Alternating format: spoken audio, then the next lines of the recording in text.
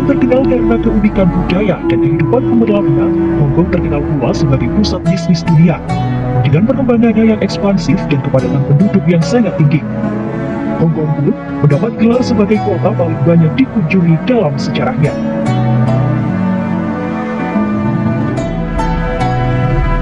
Penduduk awal di Hong Kong sekitar milenium kedua sebelum Masehi diperkirakan datang dari Cina bagian utara. Orang Kanton mulai menetap di daerah itu sekitar 100 tahun sebelum Masehi, kemudian datang orang Hakka, dan pada pertengahan abad ke-17 orang Hoklo juga mendatangi Hong Kong. Hong Kong juga menjadi tempat perjuangan terakhir antara dinasti Ming dan Qing yang dipimpin oleh orang-orang Manchu. Sebelum Inggris tiba dan menguasai Hong Kong pertengahan abad ke-19, Pulau Hong Kong hanya dihuni oleh populasi nelayan kecil dengan beberapa pemukiman. Tidak memiliki tanah subur dan air tawar, bergunung-gunung dan terkenal sebagai tempat perompak yang kejam. Setelah Perang Opium pertama pada 1839 sampai 1842, Pulau Hong Kong diserahkan ke Inggris lewat Perjanjian Nanjing. Kurang dari 20 tahun kemudian setelah Perang Opium kedua pada 1856 sampai 1860, China dipaksa untuk menyerahkan semenanjung Kowloon di selatan yang sekarang disebut Boundary Strait dan Pulau Pemotong Batu oleh Konvensi Beijing pada 1860. Dengan Konvensi 1898, wilayah baru bersama 235 pulau disewakan ke Inggris selama 99 tahun sejak 1 Juli 1898. Dengan perluasan wilayah ini, populasi Hong Kong melonjak menjadi 120.000 pada tahun 1861 dan menjadi lebih dari 300.000 pada akhir abad 19.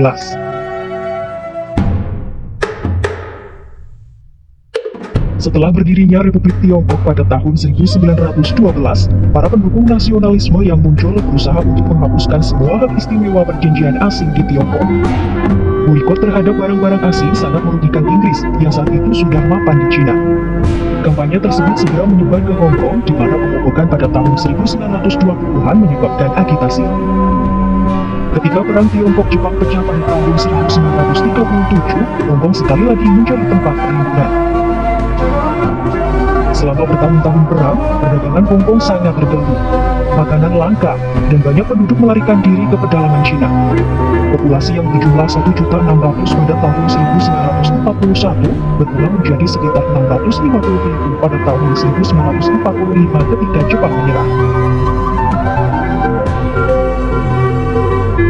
30 Agustus 1945, pasukan Inggris kembali ke kota dan pemerintahan sipil kembali dibuat pada Mei 1946. Sementara, ratusan ribu orang Cina dan orang asing kembali dari daratan pedalaman Cina, dan mereka segera bergabung dengan pengungsi ekonomi dan politik dari Cina yang melarikan diri dari sipil.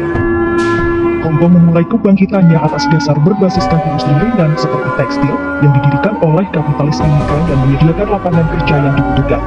Tapi, karena sebagian besar pembangunan bergantung pada tenaga kerja yang dibayar murah, kerja keras dengan kondisi kerja yang sangat buruk, perselisihan perburuhan, dan ketidakpuasan sosial mulai menyebar pada awal 1960-an.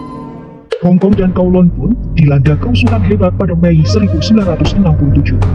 Ketika situasi stabil, kondisi kerja dan kehidupan secara umum ditingkatkan dengan undang-undang perburuhan, proyek perumahan pemerintah yang besar, dan program pekerjaan umum yang ekstensif. Bersamaan dengan itu, industri teknologi tinggi seperti elektronik dikembangkan, dan pasar properti serta keuangan makmur sampai awal 1973 ketika pasar saham pun karena miliaran dolar mengalir keluar dari Hong Kong.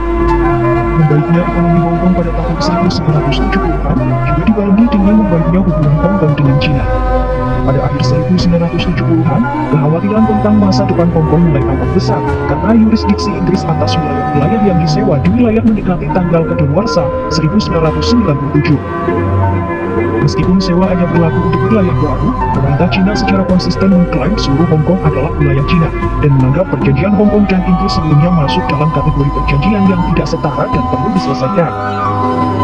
Kontak awal kedua pemerintah telah ada dari Maret 1979, tetapi negosiasi formal tidak dimulai sampai Perdana Menteri Inggris berkunjung ke Beijing pada September 1982. Negosiasi berlanjut selama 2 tahun.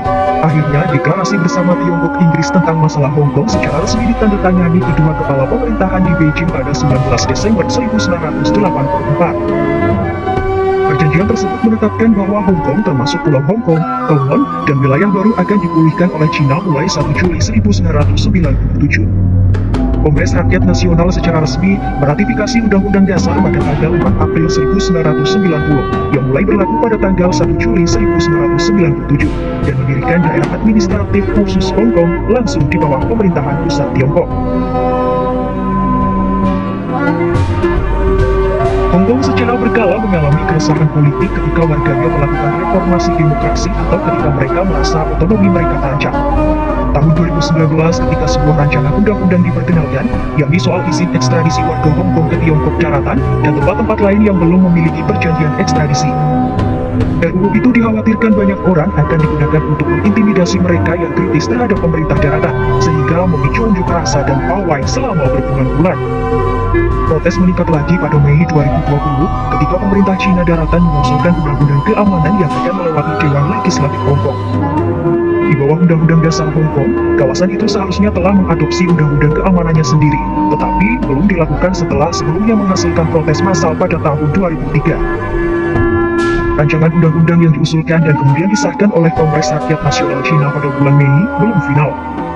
Versi final dari rancangan tersebut menjadi undang-undang dan diimplementasikan pada 30 Juni 2020. Hong Kong, daerah administratif khusus Cina yang berawal dari kumpulan desa nelayan dan pertanian. China menjanjikan bahwa kebijakan satu negara dua sistem akan kadaluarsa pada tahun 2047. Kebijakan tersebut diterapkan secara konsisten sehingga kestabilan politik tetap terjaga. Kini, Hong Kong telah tumbuh menjadi pusat keuangan, perdagangan, pelayaran, logistik, dan pariwisata internasional di kawasan Asia Pasifik.